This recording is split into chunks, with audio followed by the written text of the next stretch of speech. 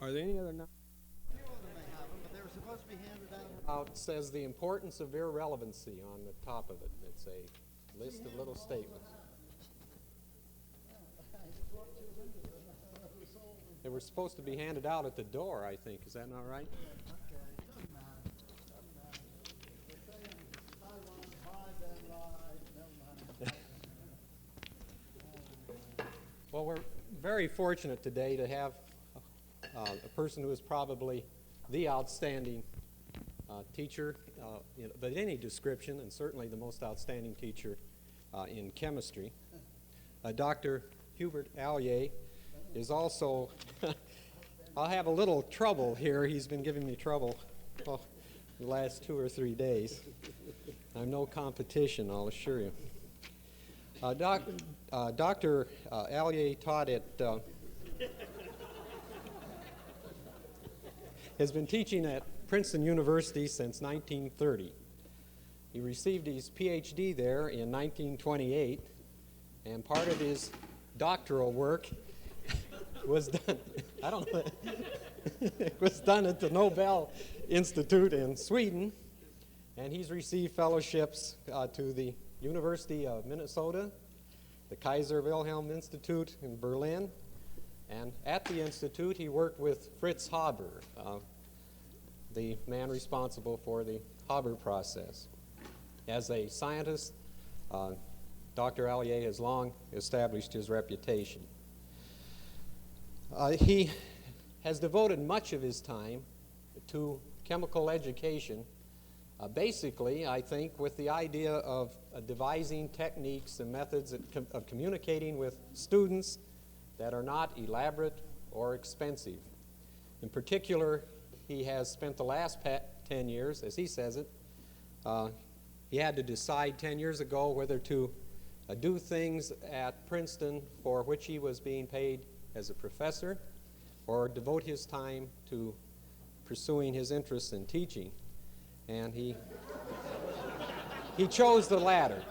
I'm writing my speech. It's all right. Now, he has some 260 published articles.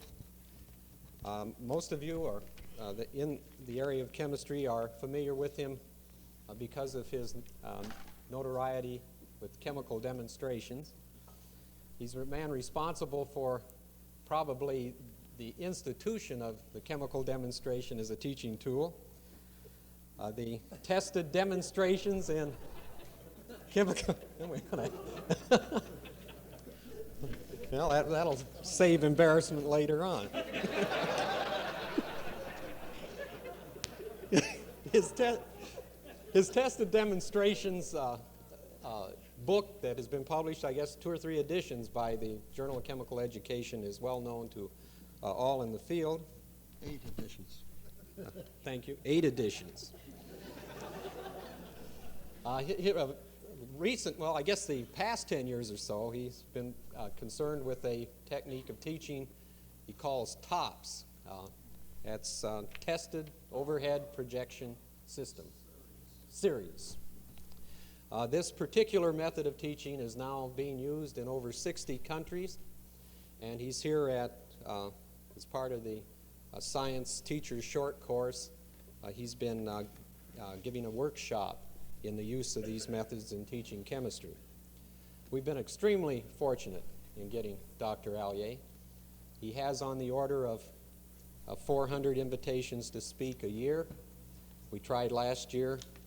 I haven't told him this, but I don't want to put myself on the spot, but I had heard he had retired, and I was a little concerned that perhaps he was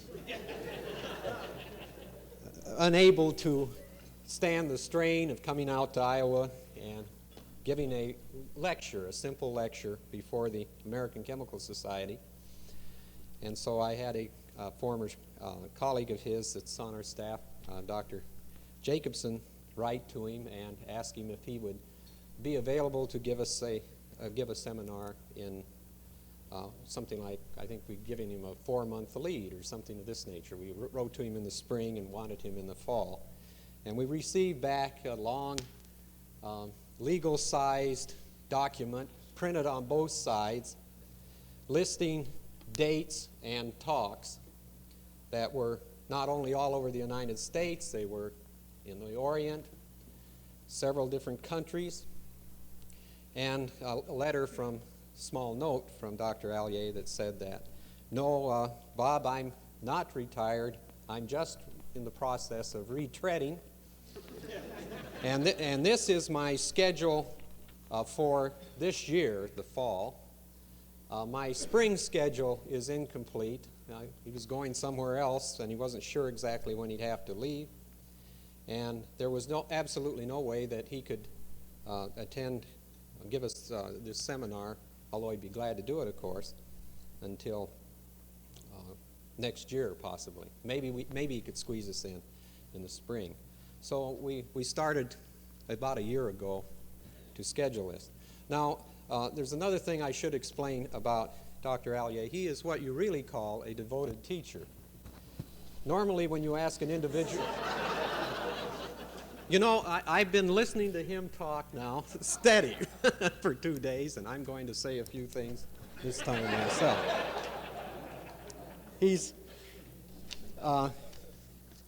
Most people that come to speak, you know, want an honorarium and this sort of thing, but Dr. Allier told us that his main interest right now was in promoting the TOPS technique for teaching, that he'd like to give workshops for teachers, and if we'd set up a workshop for him, why then we could forget about the honorarium and take the honorarium and use it to help support the workshop. So this was why we have him here. It seemed like an ideal combination. The Ames section of the American Chemical Society has donated the necessary funds to pay for Dr. Allier's expenses while he's here, and we had the good fortune of having the lecture from him last night that some of you attended, I think. And he's now doing the thing I think he likes to do the best, mainly work with people that are teaching in the workshop situation. Now, although he's giving me trouble, and you don't want to listen to me, but there's a few things I think you all ought to know about him. He has quite a list of honors that are rather unusual for a chemist. He's spoken at the Seattle World's Fair, and if I'm not too far off on this, as a result of his sojourn there when he gave his talks on science, he produced a series of television programs and was awarded an Emmy for his efforts. So we now have a chemist with an Emmy. He then, I don't know if I got the sequence right, I think then he went to the Brussels World's Fair, spent a long time there. How long was that? 6, 8? About 8 or 9 months, giving lecture after lecture to the crowd as they come streaming.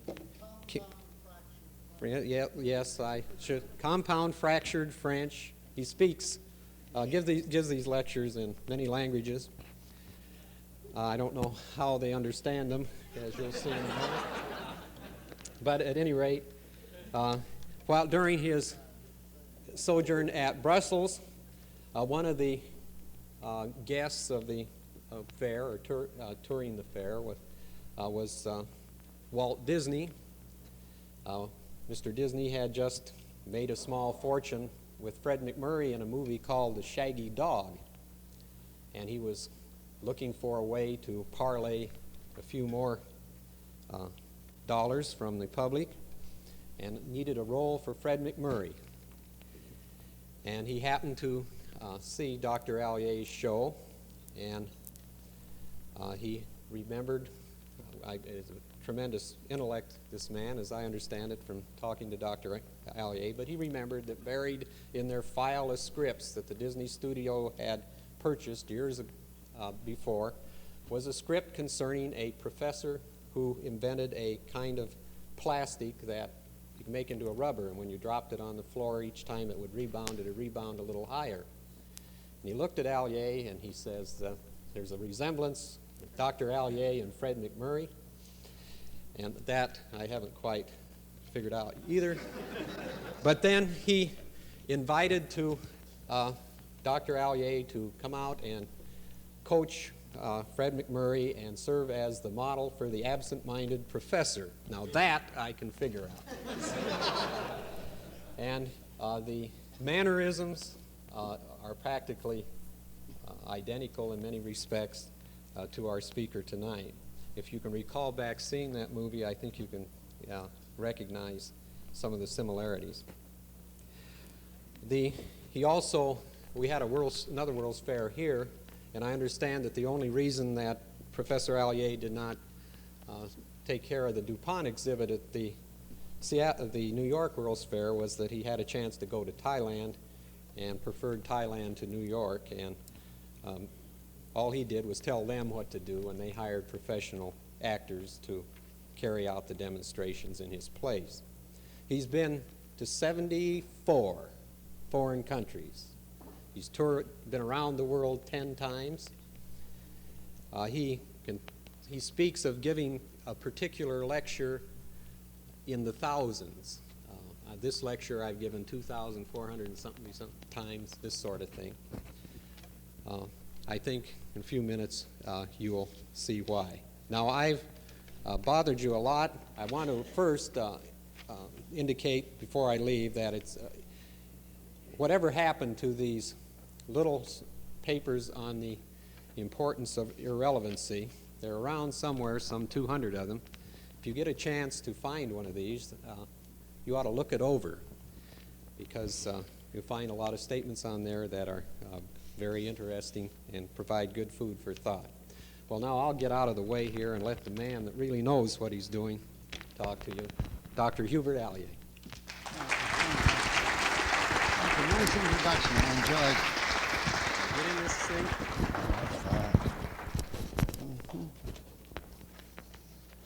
Hey, what's all this? Wait a minute. There. That's it. Hey, did this come from here? Okay, fine.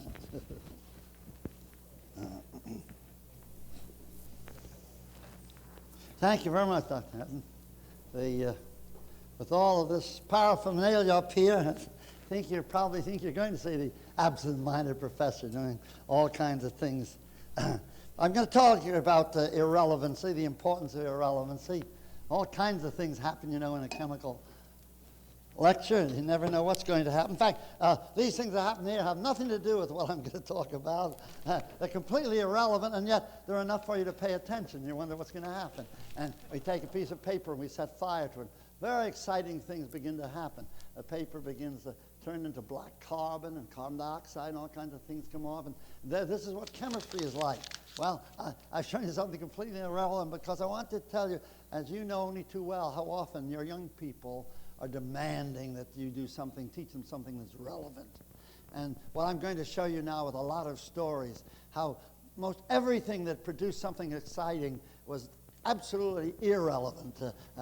Gauss used to say, be careful how you conduct your research, or you might discover what you're looking for. Nobody knows what's relevant. We don't know what's relevant. The students don't know what's relevant. And the quicker we get across to them that this is true, the sooner you'll get your attention. I have about 4 hours of these stories that I tell my students. They used to love them. I was stabbing them in the back, but they didn't mind it. They saw the sense of it. They saw that this was true, that they didn't know was relevant. So I'm going to tell you some stories. I've never given this talk before, incidentally, so I'll sort of stumble along in it, but I think I know what I'm going to say. I'm going to tell you some stories in 4 different fields. They're all listed in here, and I'll read what they are if you don't have them. I'm going to tell you some historical stories of the importance of irrelevancy. I'm going to tell you a couple of stories having to do with industrial discoveries that were completely irrelevant. I'm going to tell you some biochemistry, a couple of biochemical stories, and then I'm going to tell you 3 that relate to my experiences in Princeton. Now, the historical stories I'm going to tell you very quickly. They're just ones about 3 of the great leaders in our chemical history. Lavoisier, whose oxygen theory started the whole of modern chemistry and the downfall of phlogiston. Kekulé, whose theory of the benzene ring started the whole of organic chain versus ring chemistry. And finally, Rutherford, whose transmutations were He plus N, you know. Ask your students that transmutation, which came first, the hen or the egg? It was the hen, He plus N, and the transmutation. And these are the three leaders. Now, just tell you very quickly stories about them. But this is the first Lavoisier, because Madame Lavoisier was a social climber. Modern chemistry was born. The story there was Mrs. Lavoisier was pretty rich, and she wanted her husband to be pretty important politically, and she got him appointed a keeper of the mint. And this keeper of the mint, he had to entertain visiting firemen from other countries. And on one occasion, they had Priestley from England out to dinner. And during the course of the dinner, Lavoisier relates this, so we know it's true. And during the course of the dinner, Priestley described to Lavoisier his experiments with mercury and the mercuric oxide, and Lavoisier saw something that Priestley, though Priestley had discovered oxygen, which would lead to the down of the phlogiston theory. Priestley, you remember, on the banks of Northumberland here in Pennsylvania, not very far away from Priestley clung to the phlogiston theory. But Lavoisier saw the importance of Priestley's experiments, went on, and the things that you teach your youngsters, I'm sure, you remember how he showed that air contained oxygen and was important for burning, and nitrogen and so on. That was the first one. The importance of irrelevancy: because an architect dreamed of a snake swallowing its tail, modern organic chemistry was born. You all know that story of Kekulé dreaming. First there was a snake, and then they had a cartoon of monkeys catching hold of their tail and making the benzene ring. You know how C6H6 could be account for the bonds and so on. But the real reason that Kekulé discovered thought of the benzene ring is something quite apart from that. Just he was a dreamer. The real reason was something very irrelevant. He was an architect for 10 years before he became a chemist. This is one of the most important things I'm going to say tonight to get across to your students, that they will make great discoveries, not just if they're expert scientists, but they're expert something as well. Kekulé was an expert architect, and just instead of measuring atomic weights, was all everybody was doing 100 years ago, he was busy dreaming of atoms in space. And he actually wrote, I dreamt it, and sometimes the larger atoms dominated and the smaller the hydrogen were in the background, and suddenly, look at here, that seized hold of his tail in the benzene ring and so on. So that was the relevance of, the irrelevance of architecture gave birth to the benzene ring. And the last one I like particularly, Rutherford. Rutherford goes this way: because she was neither his mother, his sister, his wife, his sweetheart, or his mistress, we can thank that lady for catapulting Rutherford to fame. Now the story is that Rutherford was in the new school, high school over in New Zealand back in the 1890s. And in those days, it was common to send a couple of high school youngsters way over to England to study. And the industrialists would put up money to send them, and they would compete by writing essays, just like our science essay course today. And he wrote an essay, and I'm very anxious. I'm trying to get a hold of that. I worked on it when I was in Sydney, and they're going to try to get it from New Zealand, what that essay was, because it'll be interesting to see. I think probably it was too learned an essay, and the judges didn't realize it was such a good essay, and they gave him second prize. He was only alternate, and another boy won the prize.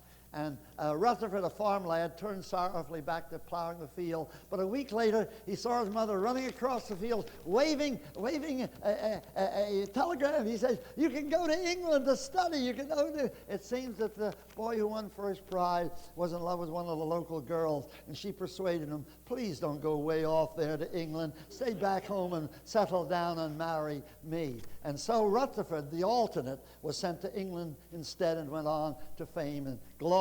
And so we can thank that girl, whoever she was. I'd like to find out who she is, and be able to thank her, because she was not his wife, nor his sister, nor his fiancée, nor his sweetheart, nor his mistress. We can thank her for catapulting Rutherford to fame. Now let's stop and do an experiment. It has absolutely nothing to do with what I've done before, but it's just fun. So, so we're going to take some good water from Des Moines. We're going to mix it and make it into some local Ames wine, and take the Ames wine and make it into Cedar Rapids vodka, you see, and take the Cedar Rapids vodka and make it some of the local milk, you see, and then take some, it looks like some of the milk we get around here, and then take the local milk, you see, and make it into the university beer. Things like this. This is all, these are, doesn't prove a thing, but it was fun to do. Now we get back to seriousness again. Now you had the history. Now next you're going to have some stories about industry. I'm going to tell you two stories. The first one are about the birth of explosives, and you'll see the importance of irrelevancy. It had to revolve around the cellulose monodinitrate, stuff that we used to have in our medicine cabinet to paint over a cut. To keep the germs away back 100 years ago. And that's what happened just about 100 years ago. And this cellulose nitrate is the stuff that you have in your nail polish, for example, or the Duco cement. And Alfred Nobel was working with his father and his brother in Sweden with some of this nitroglycerin. You have to be sort of careful of it when it gets yellow. They're trying to stabilize it because it detonated so readily. 100 trucks would make out delivery and only 99 would deliver the goods. And they're passing laws preventing them to ship it. He mixed it with everything you think of. He mixed it with his mother-in-law once. And one day, he cut his finger and he went to the medicine cabinet. The importance of irrelevancy. And this new skin, the cellulose monodinitrate, was oozing out. He said, I wonder what happened if I mix that cellulose monodinitrate with the nitroglycerin.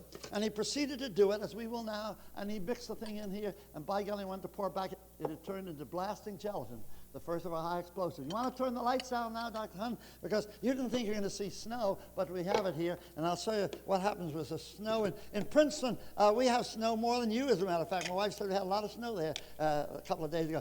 We squeeze the water out of the snow. We don't like the water in the stuff. We put it here. And I'll show you, go ahead and turn the lights whenever you want. I'll show you what we do in Princeton to get rid of our snow.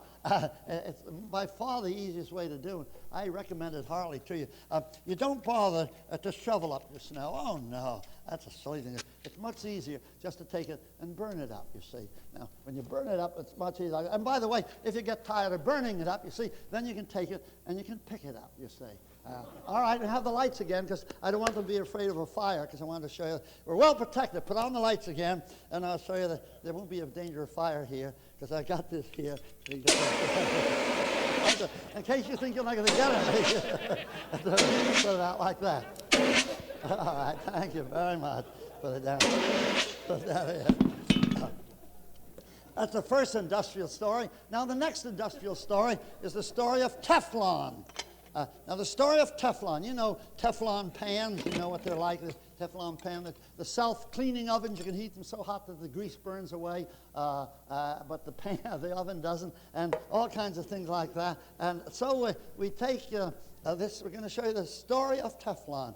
The example of a lucky accident, but a prepared mind. Again, the importance of irrelevancy. This Teflon, DuPont turns out to the tune of over 25 million pounds a year. But the amazing thing is it was discovered completely by accident. The story goes back to the DuPont company down there outside of Delaware, over in New Jersey, as a matter of fact. And they had been working on tetrafluoroethylene. This is ethylene with 2 fluorines on it. You have all kinds of things like that. You know, ethylene with a double bond, very ready to add on to itself, and when it polymerizes, what would it form? Polyethylene, you see. That double bond ready to open up. You see, like tell your students what the double bond is like. It's like a sailor standing at the seat corner with his 2 arms folded. What happens when a couple of pretty girls go by? Like that, you see. That double bond opens up right away. Well, I'm going to take some bromine, Br. Those aren't broads, those are bromine. I take a couple of bromines, and I'm going to take some bacon, and I'm going to make some double bonds. And I invented this experiment, so I'm very happy about it. And I'm going to heat that bacon, and we're going to crack it. We're going to crack it and make it into acrolein with the double bonds in it. Then we're going to drop it into one of those, and we're going to see how the double bond opens up and chews up the bromine. The brown bromine will begin to disappear. Let's say you can heat it now. It'll begin to disappear. And then I'll drop it in. It won't happen instantly. It'll take a minute or two. But you'll see it'll begin to drip. And I'm making double bonds. If you heat oil, for example, with some steel wool, you can crack it the same way and do this experiment. Or olive oil as well, vegetable oil as well. And we're cracking it now, getting some double bond. Now we drop it in there. As I say, it won't happen instantly, but you'll begin to see very shortly this thing begins to get colorless. It begins to get whiter and whiter. We shake it like this, and all the color in about a minute, all the color of this will have gone. As the double bond opens up, takes on the bromine, as you can see, it's not nearly as brown as it was. Now, as I say, if there's no bromine there, the ethylene adds on to itself, and you get polyethylene, squeezable sort of things like this, deep freeze bag and things like that. You put other things in place of one of the hydrogen, you get all kinds of vinyl compounds, like a vinyl acetate, floors, vinyl chloride. Raincoats are made of beer cans are lined with it. Or if you have chlorine in each end, you get vinylidene dichloride. How many heard me last night? Let's see hands. Not too many. All right, I'll continue the story a little more then.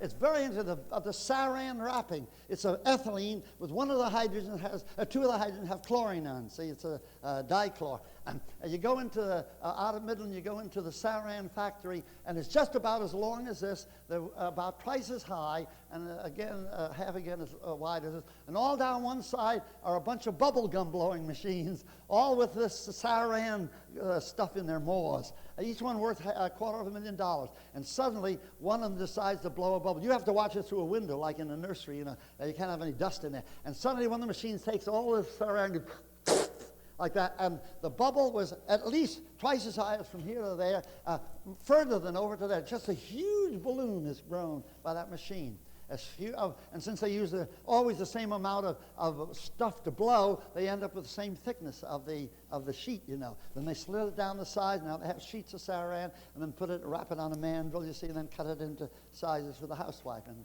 charge her 10 times what it costs them to make. Well, now, if you have a carboxyl, a COOH in place of that, now you get the acrylates, the sticky stuff on adhesive tape. You put a CH3, you get methacrylate, and a CH3, methyl methacrylate, plexiglass, lucite, when they polymerize. All these, put a benzene ring, you get styrene, polystyrene, for example. And if you take bubbles and blow, you get the styrofoam. The little tiny little balls of the styrene, you heat them, and they expand, and the bubbles coalesce and give you styrofoam. All these different things. But the one I'm talking about is Teflon. It's the same, only instead of the hydrogens, you have 4 fluorines. Tetrafluoroethylene. And this stuff, when you polymerize it, it'll form Teflon. They wanted a name for it, and since they TE-Tef for the tetrafluor and FL for the fluorine, and then since DuPont had many things like Orlon and Dacron and so on, they added ON onto it and got Teflon, you see. Now, and they turned it out to the tune of 25 million pounds a year. Now, and the amazing thing is, it was discovered completely by accident. Now, I'm going to make this, again, before I tell you the actual story of the discovery, I'm going to make this maybe a little bit too thin. I think it'll work. See, it's sort of greenish now. I'm going to pour some aniline hydrochloride and formaldehyde mixing there. It's actually a condensation, but it'll say it's like a polymerization. And it'll begin to turn reddish. And actually, it's fine. It's giving off steam. You can see some steam coming out. It's like molasses in October, you see. But it's beginning to polymerize far more. You're getting more steam off. It's like molasses sort of in November. The molecule is growing bigger and bigger and bigger and bigger and bigger. It's like forming a plastic. Now it's sort of like molasses in December, you see. Now it's getting more like molasses in January. You see, the molecule is growing bigger. We're getting polymerization. Now, meanwhile, I'll show you a model of what is happening there. I'll take this and I'll show you a model of, and tell your students, give this as an example of what a polymer formation is like. We look at the steam coming off from that. So we'll make a model of polymerization, like the lady that boasted, you know, that her husband was a model husband. All the other ladies laughed. They said, "What are you laughing for? Yes, he's a model husband." Laughed. I said, "You look it up in the dictionary." So she looked it up in the dictionary. It says, model, a small imitation of the real thing. Well, anyway, so I'm showing you a small imitation of the real thing is what's happening there. We're cutting this out, and we're ending up with a model of a polymer. We started with a single one, and as we cut this out, we're going to form a polymer. And then you'll see what the story is about the discovery of Teflon. It's related pretty close to what I'm doing here. And you end up like this, and there's the single molecule of the monofluoroethylene. There's the polytetrafluoroethylene. There's the polymer that's formed, you see. There's your polymer, and now we'll come back and see that it actually has turned into a solid gel that we had a few minutes ago, where a couple of liquid, it turned into a solid gel. Now you'll see the sense of that in a minute. I'm going to mold it together, and now we have what a couple of liquids a few moments ago were there. We now have a elastomer, you see. And actually, in about 10 minutes, it'll become very brittle. Don't pick it up afterwards. It has aniline hydrochloride, not very good, and formaldehydes in it. Now, the lucky accident, now that you've seen what's happened, you'll understand the lucky accident. What happened was that Roy Plunkett's assistant was working with this tetrafluoroethylene gas all day long. In the morning, he had taken the air-filled tank and weighed it. And then he filled it with this heavy tetrafluoroethylene gas. And then he used it all day long. And then it was empty at night, and he weighed it with air in it again at night. And by golly, it was heavier empty at night than it was in the morning. And he came to Roy Plunkett. He said something awful funny. He said, I'm not going to squeeze it. I'm not afraid. He said something awful funny. He says, this tank empty weighs more tonight than it did this morning. And Roy told me, he said, at first I was going to blame him, but he's a pretty careful sort of a fellow. So he said, I think just the valve, the gas is in there, but the valve is stuck. So he says, we tried to unscrew it, but nothing came. Then we took a Stilson wrench, nothing came out. The lucky accident of the captain, but the prepared mind of Roy Plunkett began to work. He didn't just throw it away and blame the fellow and say, you weigh carefully from now on. No, he thought, maybe that gas has solidified just like the liquid solidified to form that polymer. Maybe there's a solid inside there, and that's why it weighs more. And he says, I took and I poked a stick down inside, and out of there I brought some of this white waxy Teflon, the first seen by man. He said, we weren't very excited. 1939. He says, we weren't very excited about it because you get gunks like this in organic chemistry all the time. And it was near closing time also. But I thought, I'd do one last experiment before I went home. He said, I sliced off a little bit of it, and I boiled it in water. Now, all these compounds are called vinyl compounds that I've told you about. They all char when you get up around 180 degrees centigrade. But he says, I took this stuff, Teflon, I heated it to 100, 150, 200, 250, 350, 400, 400. By golly, I knew we had a wonderful thing. So we patented it right away. He said, we told our customer about it. He says, you know, Doc, the next week I got 200 letters asking for samples. And then, by golly, the DuPont company discovered they didn't know how to make it. It took them 5 years to discover. They cut it open. It was packed full of this Teflon powder. They cut it in half and packed full of gum. They found about 5 years later the conditions under which silver would catalyze it. And to this day, they don't know why that was packed full of stuff. I saw a letter Roy brought to a friend out in Detroit a couple of years ago where he says, we think now that probably accidentally a silver gasket had been put in that tank and had polymerized the stuff that day. But that's the way the Teflon was born. A lucky accident, in this case, leading to an irrelevant sort of thing, but the prepared mind there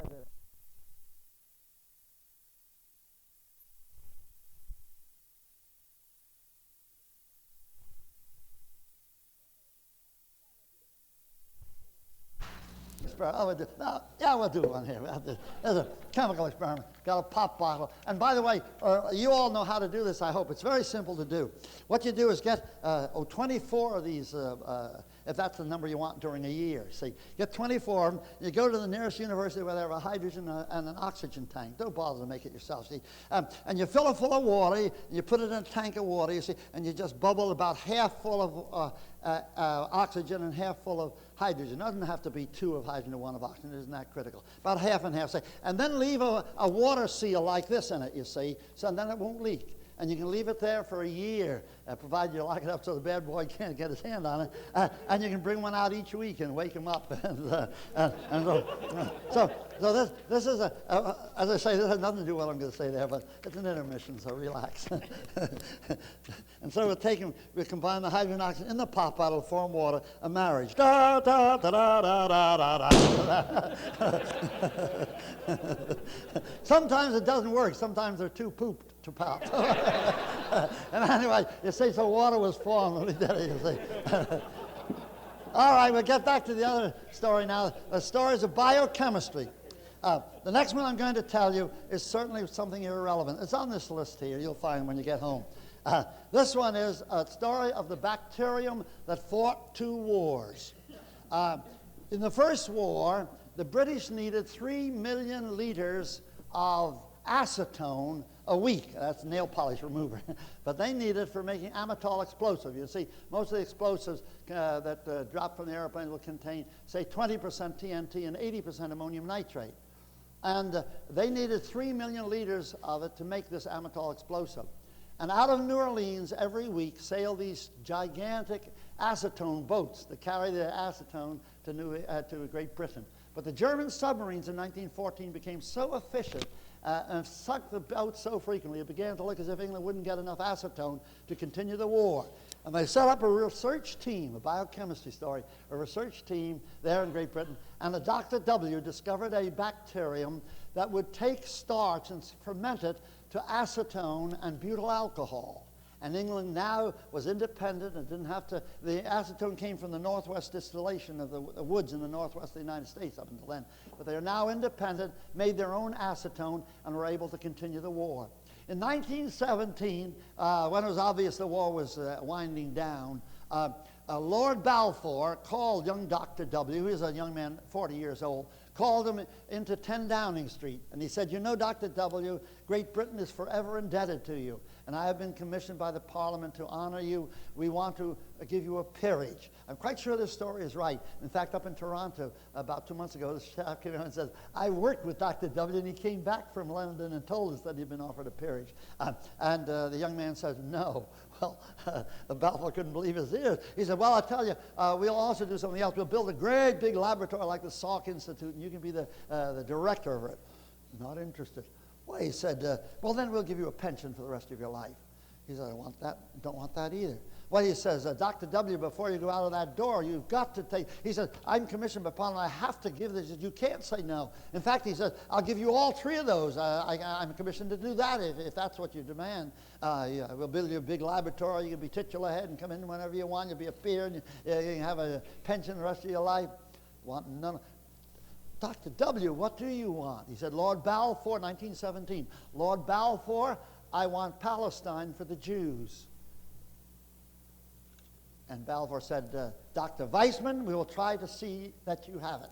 And Chaim Weizmann was the first president of Israel. What could be a more fantastic example of the importance of irrelevancy? Who would have thought that the discovery of a bacterium that fermented starch would give birth to a nation? But so it did. Now I have to stop and do another experiment. It had nothing to do with it. That's what we did last night, and it's always fun, so I have to do it. It had nothing to do with that. Just say we'll come back to the other minute. We're going to study why an explosion takes place. So we're going to take this and set fire to this candle. Somebody very kindly got me an orange candle, because Princeton is orange and black, so we're going to take an orange candle. And we're going to burn the candle. As we burn the candle, this is a slow process. We're going to investigate why flour mills or coal mines explode. 3 or 4 hours for that to burn up. What can we burn that in to get it burn up 5 times faster? Not pure air, but pure what? Oxygen, that's right. But a much easier way of getting it to burn faster is to get the air, try to do as fast as to burn your candle at both ends.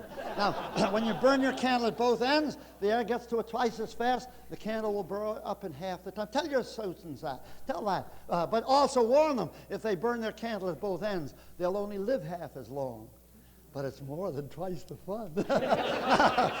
Now suppose we take this candle and we have 1,000 candles burning. This is now going to be an explosion. What we're learning is what explosions are like. And so we take this and we'll take, I'm using lycopodium, but you can use flour, but you have to dry the flour thoroughly and then put it in a stoppered bottle. In Hawaii, when we couldn't get lycopodium, we used to use powdered cork dust, any kind of dust.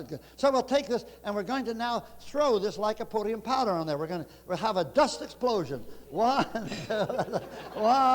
2, 3, you see. Well, you're disappointed you would have popped in a boom. Okay, we'll do it another way. We'll take this, and down inside there's a little bit of a funnel. Not very big. Come up and look at it after. Make one of these. And you put down there a little bit of funnel. I'm putting about a teaspoonful there of the lycopodium in there. And when I squeeze this bulb, the flour will come up past a candle, which is in here. Now I'll light the candle, and then when I squeeze the bulb, it will come shooting out the mouth there. But I want to really do it better than that, so you want to pop in a boom. So I'm not only going to squeeze it and have it come out, but I'm going to put the top on this. And how tightly I put the top determines how far the top will go. And so So I'm looking up. This isn't any challenge at all. So we'll shoot it down that way somewhere. If by any chance it goes sideways, the two of you with the glasses on, duck so it hits the person next to you. Okay. So put and this is why a coal mine explodes. Not just the coal gas, it's the dust it stirs up. Or it might be a flour mill explosion. You know, 1, 2. All right. Completely irrelevant, but you're paying attention. All right, now I come to the next story, the story I told last night, but you'll have to listen to it, those who are here, because it's a fascinating story. It's a story of penicillin and Alexander Fleming. You know it, many of these stories you know, but let's hear a little about it. Back in 1929, he had these petri dishes, and he was growing on the broth that was in there. He was growing the bacterium and so on, and he'd grow and get a nice culture, and another one, nice culture. And then one day he went out to lunch. As I said last night, when they go out to lunch, they always make discoveries. I'd have a lunch every couple of hours if I were a big industrialist in my factory and make more money making great discoveries. Anyway, he went out, and when he came back, by the way, how many in this room? The story, the lucky accident, I have it written down here. Because you learned to swim, some of the people in this room are alive today. How many of you either had sulfur drugs or penicillin? May I see hand, please? Gee, 137 of you. Well, it was, anyway, he made this culture. He went out to lunch, we came back, and there was a big bare spot where the microbes weren't growing. And moreover, he saw there was a little dirt in the center of that bare spot. Now, this has happened to many bacteriologists before. Another cultured ruin, they cursed their heart, looking through it in the sea, started growing on them. But Alexander Fleming hesitated. And in that moment of hesitation hangs the lives of some of the people in this room. He said, I noticed for some distance around that spot, the microbes were undergoing lysis. They're dissolving. And they resolved to see if there might be something in that spot that was keeping them. So he took that little dirt and he moved it into another culture, put it here. And sure enough, as it grew again around that spot, there was a clear space. And he recognized there was something there. He identified it as penicillin. He misidentified it for an entire year. It was penicillin notatum. There are only 2 or 3 kinds of penicillins that are beneficial to human beings. And this particular one was the one he had discovered that day. And he published the results, and nothing was done for an entire decade. 1 million people died who could have been saved with penicillin notatum, but it needed 2 lucky accidents for it to happen. And then 2 young fellows working over in Florey's laboratory over in Oxford, they worked a whole year on the Rockefeller grant. They'd written up the report of Saturday morning. They're coming back to the United States on Monday. But before they went away that weekend, they're going skiing over in Switzerland. They said, let's do one last experiment. They had several thousand mice to start with. They narrowed down to only 2 mice were left.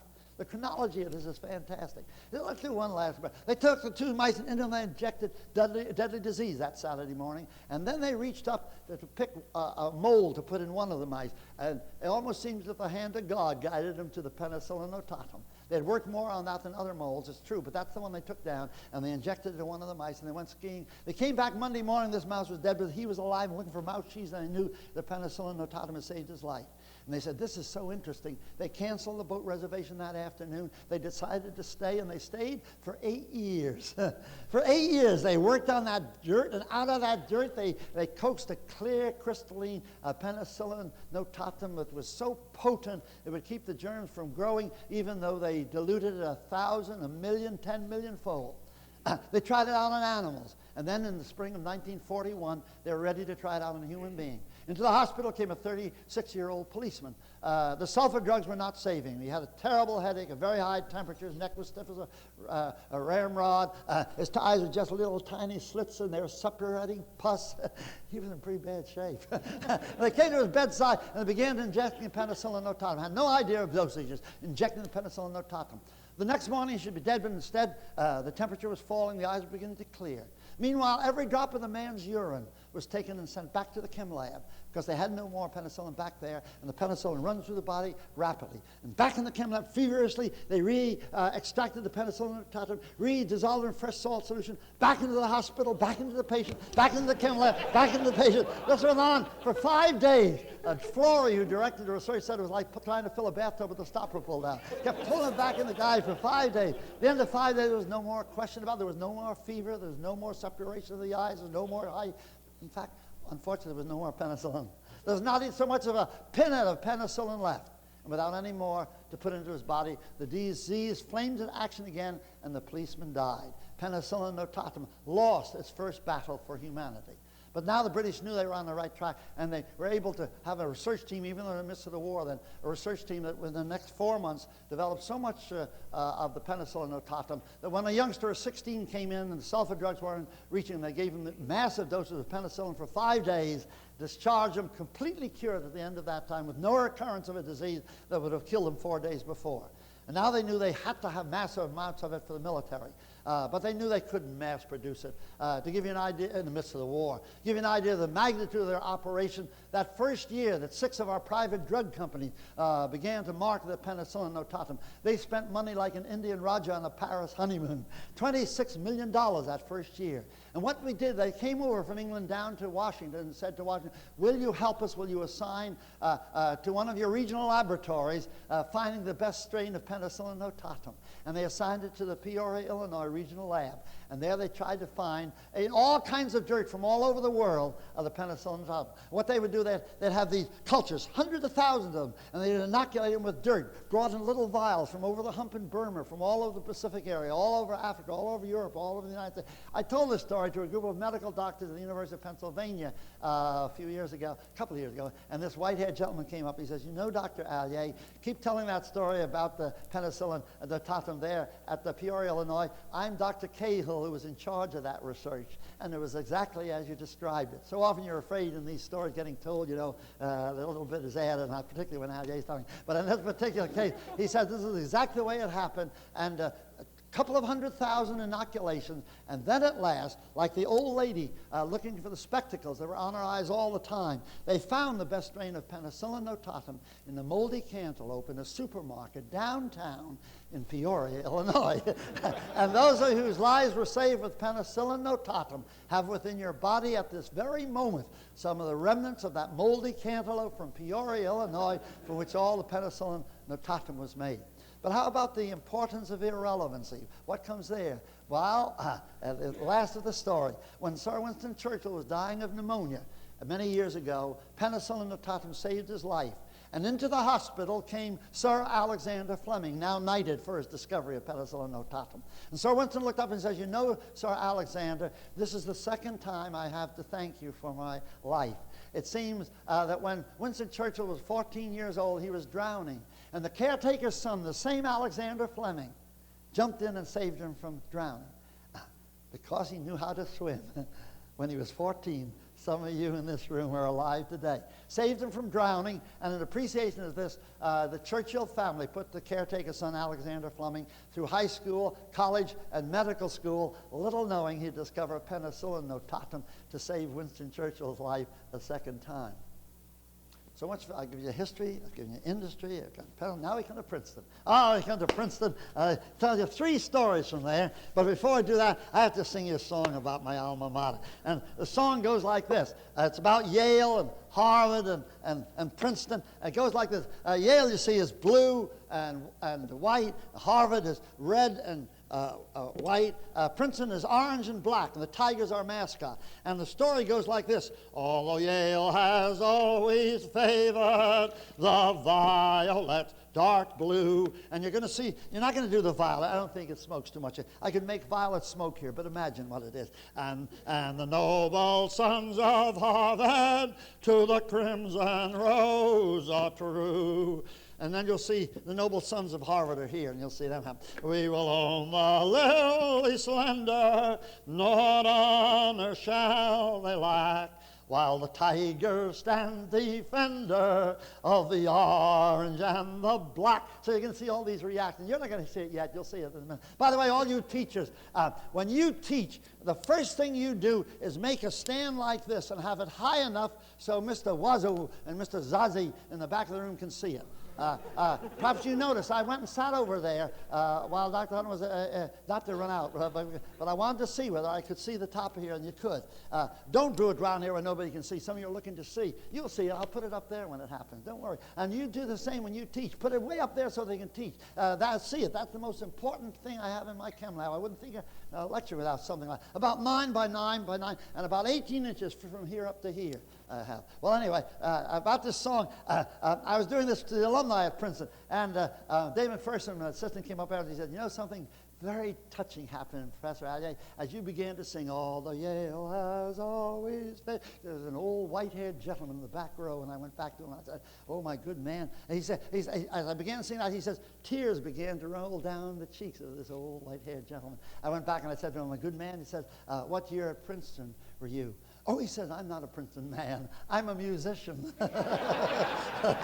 I'll do the best I can. I won't do this because it will it'll get too much smoke. I'll squirt this concentrated sulfuric acid out here, though. Now we'll get ready to sing. Although Yale has, and imagine the violet here. Although Yale has always favored the violets dark blue, and the noble sons of Harvard to the crimson rose are true. That's a little too red for Harvard. You know they're usually pink. We will own the lily slender, nor honor shall they lack, while the tiger stands defender of the orange and the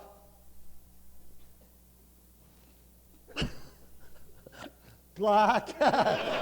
We will own the lily slender, nor honor shall they lack, while the tiger stands defender of the orange and the black.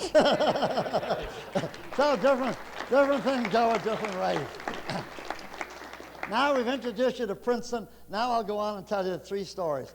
The first story has to do with one, and this is a very interesting one. If you have students who are going on to medicine, pre-medical students and so on, tell them about this fellow in Princeton who now is down at Philadelphia Heinemann Heinemann Hospital as the head of one of the divisions, probably because he was as keen as I'll tell you about, Dr. Schaefer. When he was a senior in Princeton, he came to me and says, Dr. Allier, I've got to write a senior thesis, and I want to, experimental thesis they do, I want to do something that has nothing to do with medicine. I'm going on into medical school, and I'll get all the medicine I want when I get down there. He didn't say I want to write on hormones, I want around cracking the code, or all the other things that all the other pre-medical students say. I want to do something that has nothing to do with medicine, the importance of irrelevancy. I said, all right, I said, I'm making some beryllium compounds for catalysts. How would you like to make some of these? It certainly has nothing to do with medicine. Fine, he said, wonderful. So he spent the year making about 20 different beryllium compounds. About 20 years later, a young man came into my class and he said, Professor Allier, my name is Jimmy Schaefer. He said, I don't know if you remember my father or not. He was a medical doctor that took... Oh, I said, you mean Beryllium Schaefer? He says, that's right, Dad. Wonder whether you remember that. Oh, I said, I'll never forget Beryllium Schaefer.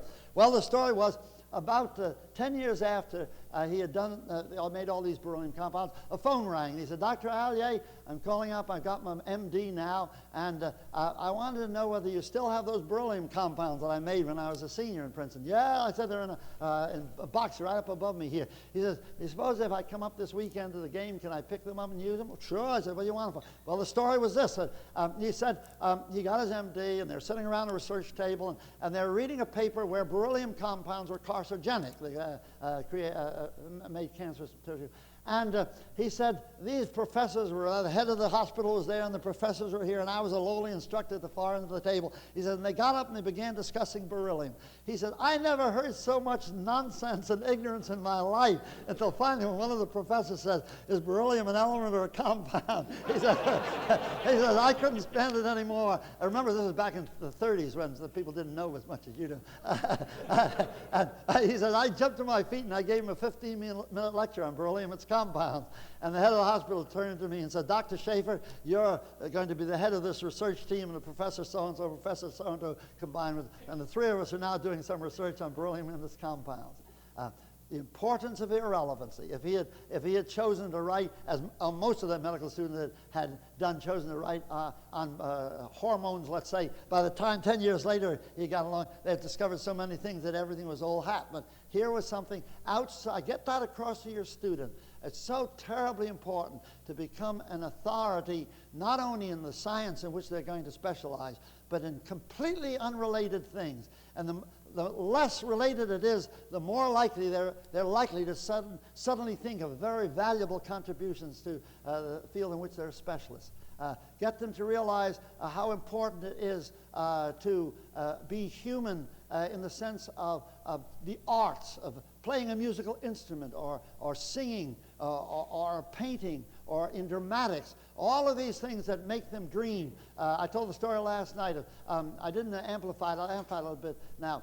Back in 1937-8, I had a fantastic experience. I lived right across the hall from H.P. Robertson, a very famous astrophysicist. I went out to Caltech later. One of the bumps on the moon was named after him, as a matter of fact, last November. Well, I was a very good friend of him. Not because we were scientists, but I used to beat him at chess. There's always an angle. See, the angle, this was I beat him at chess. And so one night he said, hey, you know, all the Nobel Prize winners in Princeton are coming over to my house. Well, it got to be a constant. Every Tuesday they came over. Niels Bohr was always there working with John Wheeler. And Schrödinger, Heisenberg, Dirac, in fact, and Wegener, who later got a Nobel Prize. In fact, Wegener's sister met Dirac in our house and married her, became Mrs. Dirac. And all these, there were about 8 of them. And off in one corner sat Allier. Well, that's ridiculous. Why was Allier invited? Well, because, and you won't believe this, because the next week he said, come on over, Hubert. Oh, I said, you don't want me there. Listen, he said, you kept your mouth shut. And that's right. I kept my mouth shut. They didn't even, he said, they don't even know you're in the room. He says, maybe we'll make it a famous chemist. So every Tuesday night I'd go back there and hear these Nobel Prizemen talk about it. So only Nobel Prizemen, there were our future ones, and Johnny von Neumann. And one night I was there when I'm sure one of the chief computers was conceived. This is when Johnny von Neumann was famous for game theory, said as he went out the door, by golly, I'm going to work on a computer. I can't tell you the whole story, it'd take too long. But he said, I'm going to work on that computer. And 3.5 years later, with Rand Corporation money out there into advanced study, he had made the first UNIVAC. I think it was born in Johnny's mind at that minute, how to do it, of course, later. Well, one night they were talking about who were the greatest scientists in the century. Was there anybody like Leonardo da Vinci or Galileo? Yes, there was one. They were 5th classers. Nobody 4th class, 3rd class, 2nd class. One, who do you think he was? Astrophysicist? Guess. You'll guess. Only about 5 people in this room will know. Oh, maybe not. Who? Not Einstein. You'd have said Einstein, wouldn't you? No, they said unless Einstein proved his theory, the unified field theory, during his life, he won't quite rate with Galileo or Leonardo da Vinci. They weren't saying he's dumb. There was nobody 2nd, 3rd, 4th, or 5th class, you see. But there was one man above Einstein. You know who that was? Max Planck. How many would have said that? 1, 2, 3, 4, 5. Yes, that's Max Planck. But now the interesting thing, I'm talking about getting your students to be human and dream and be artistic. If you want them to be great scientists rather than just great technicians. Sure, they're going to learn science. Sure, they're going to learn mathematics. Sure, they're going to learn to be experts in their field. But to be human and dream. And the interesting thing is, these greatest scientists of our century, Max Planck and Einstein, every Saturday the year I was in Berlin, Planck and Einstein sat down and played duets. Planck was a very accomplished pianist. In fact, he told us that when he graduated from college, he wasn't sure whether he'd go in and be a pianist or a physicist. And he paid $50, a lot of money back in 1896, both to the Conservatory of Music and the Physics Institute in Berlin, and attended lectures in both institutes for 3 weeks, and then decided to be a physicist and laid the background with the Planck constant and so on which, of course, Einstein went to fame because he took the Planck constant and applied it in these different fields. And if he hadn't had a Planck to stand on, he wouldn't have gone anywhere. Anyway, this is so these people were, and I was keeping my mouth shut in the background, and so I kept being invited back to all these things. The thing that impressed me was the humanness of these people. They were musicians. They're interested in art and drama. They have a broad spectrum of interest outside of their science. And this is why they thought wonderful things, because they were dreamers outside of the science. And remember this, the importance of irrelevancy. Now, I have 2 more stories to tell you. The next story is a story of the church that ducks built. That's down there on that list, the church that ducks built. This is one of my students, Christy Wilson, took chemistry with me way back. His father was dean of the Princeton Theological Seminary and Presbyterian. That's right. I have to tell you. I have to tell you a whole funny story. My little Presbyterian granddaughter, I'll tell my granddaughter, she was playing with her little Catholic friend Chris, and little Sarah, my granddaughter. We were only 5 years older, and she was very much thought she was very much a Presbyterian. Chris said, "I'm going to go see my godmother tomorrow," and defensively, little Sarah says, "Well, we Presbyterians don't have godmothers. My godmother don't have godmothers." "Oh," Chris says, "you must. What will you do if your real mother dies?" "Oh," Sarah says, "we get stepmothers." Then there was a pause, and then boastfully Sarah said, "You know, Chris, Snow White was a Presbyterian. She had a stepmother." Well, the Christy Wilson father was dean there at the Theological Seminary. Christy himself decided to be a missionary, took some medical work, went over to Afghanistan. The church that Dux built. Went over to Afghanistan. He wanted to build a Christian church. He was actually sent there to service the British and the Americans worshiping there. But he wanted to build a Christian church. The king said nothing doing. But he asked Christy to tutor his children. It's almost a story like the King and I. Tutor his children there in Afghanistan. Afghanistan there is hedged in, with Russia and Pakistan and India all around it, away from the ocean, and about 8,000 feet up. And he went there. He got to know the royal family because he was tutoring the royal family in English. But they wouldn't let him have a Christian church. He came back to this country about 1949-50, wondering, what can I do for that backward country? It's one of the most backward countries of all the ones we've. You see people walking along, carrying on their backs 200-pound meal sacks. They don't know enough to have a wheelbarrow and things like that. 2000 BC in that country. It's unbelievably backward. Anyway, Christy said, what can I do to help them? And he noticed that they did not have chickens or turkeys, did not have many fowl, because first of all it's high and they catch pneumonia and die, and also Newcastle's disease. He said in 1 week all the turkeys and chickens were swept out of the country by Newcastle disease. But ducks don't catch, the church that Dux built, ducks don't catch Newcastle disease. And he came back to this country. He went on Long Island, the duck farm. He said, I spent 2 days going amongst the duck farmers to seeing if there might be some breed of duck that would withstand that cold temperature.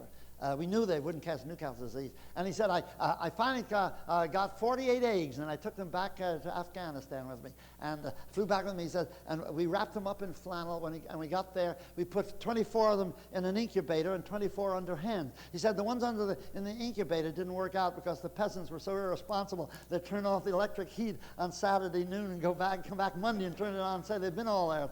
And they all died. But out of the others, 3 ducks hatched. And those 3 ducks went beautifully through the wintertime, so much so that the king then said, this is interesting. And the next year, they sent over 100 eggs. And the king autographed each egg so that the peasants would be afraid to steal them. That's what civilization does to us. Back there, they were afraid. The king autographed them. They couldn't touch them, you see. But I told this to a chap from Taiwan, where they're much more civilized. He said, ooh, autographs, king's eggs, we steal those. That's what civilization does for you. Anyway, out of those 100, so many ducks hatched and survived so well that they began to breed them, and today there are over 1 million ducks in Afghanistan. You see them everywhere, waddling down the streets, peasants on them, carrying them around. Christy says, every time I see a peasant going along with a duck under his arm, I say, oh, there goes one of my babies. And one day he told me all the funny things. He said, I was watching this mother hen had hatched out these 3 ducks, and she cared for them just as they were 3 little chickens. And he said, one day I was taking a walk, and the mother hen came along, and 3 little ducks were in front of them. They came to a pond, and to the horror of the mother chicken, the 3 little ducks jumped in and began swimming across the pond, and the mother got her feet wet and came back. And finally she ran around to the other side of the pond away from the climb out. Anyway, about 7 years ago, a pestilence came in and were killing off the sheep. Now, the only income that they have from Afghanistan is the caracal and other wool that they sell. And the number of sheep were just plummeting. And somebody suggested taking Christy Wilson's ducks and putting them in the pastures where the sheep graze. And by golly, the ducks ate up the grubs on which the pestilence lived and didn't die. They survived, and the sheep came right back up again. And the king came to Christy come to the palace, and he said, Dr. Wilson, you have saved my country economically. I will let you build a Christian church. And when we were there a year ago, Thanksgiving, we had duck